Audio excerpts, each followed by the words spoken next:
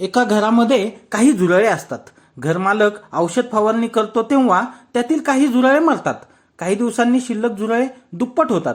त्यानंतर घरमालक पुन्हा औषध फवारणी करतो. यावेळी पहिल्या वेळेस जेवढी झुरळे मरतात त्याच्यापेक्षा निम्मी झुरळे मरतात.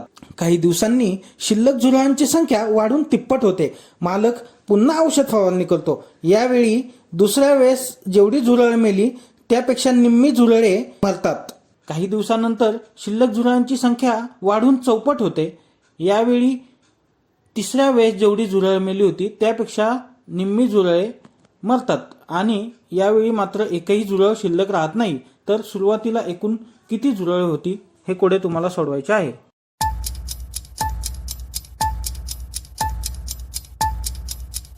सुरुवातीला घरामध्ये 83 झुरळे असतील.